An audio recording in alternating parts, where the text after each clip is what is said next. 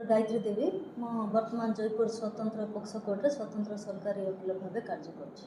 आज जो केस होता हाँ 2024 मसीह कोटपाड़ थाना अंचल घटी गोटे 5 वर्षर शिशु कन्या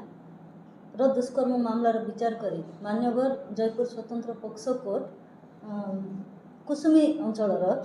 नरसिंह भूमिया को आईपीसी धारा 376 AB 366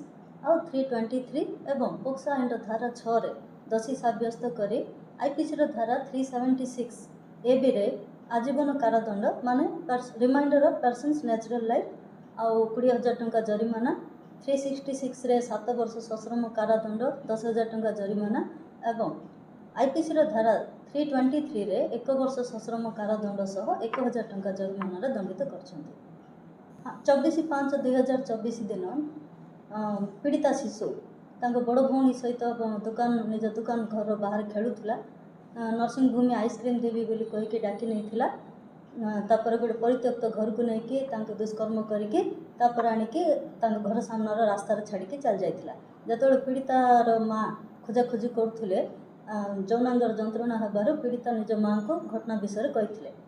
परदिन बापा आसवा पर पीड़िता माँ कोटपाड़ थाना को जाइए नरसिंह विरुद्ध में एतला दाखल करते एतला को भित्ति करके वर्तमान आईआईसी कोटपाड़ पीएस श्री परमानंद सेनानी मामलार तदंत करके नरसिंह विरुद्ध में चार्जसीट दाखल करते आम कोर्टे सरकार तरफ उक्त मोकदमार 17टी साक्ष्य प्रमाण एवं 24टी दस्तावेज को प्रमाणित करा जायथिला।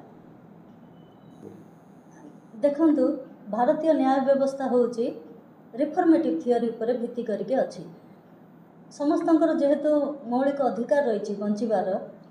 से जन को फांसी दे देवाटा एत सहज नुहे। फांसी को केसेस रे दिया जाए रेयरेस्ट ऑफ रेयर केस रे फांसी दंड दि जाए आजीवन कारादंड माने नुह कि गोटे 2-3 वर्ष पर कि 5 वर्ष पर बाहरी पड़ो से जीवन थिबा पर्यंत गोटे दोषी भितर रहिबार सजा अच्छी आउ सुजोग दिज्व से केमती निज को सुधार आउ यही केस रे आमर सरकार तरफ जिला आईन सेवा प्राधिकरण माध्यम मानवर अदालत पीड़िता को 7 लाख टंका अनुकंपा राशि देवाई निर्देश देते आदि 31,000 टंका जदि जरिमाना आदाय हुए से टंका पीड़िता को देवाई आदेश देते मानवर कोर्ट। देखंतु आमे आईन रो व्यवस्था अलग जड़े कोर्ट को आसिले जापर आईन रे कौन व्यवस्था अच्छी ये आमको केते माने काम करिया को पड़ुची प्रेसर है आईन रो जो नियम नीति नियम अच्छी समस्त को मानिया को पड़ो आम घरे बसिकी खाली मेसेज रे आम वार्ता देदेले तो हम नहीं तो जिते गोटे अपराध होची आम कौन कर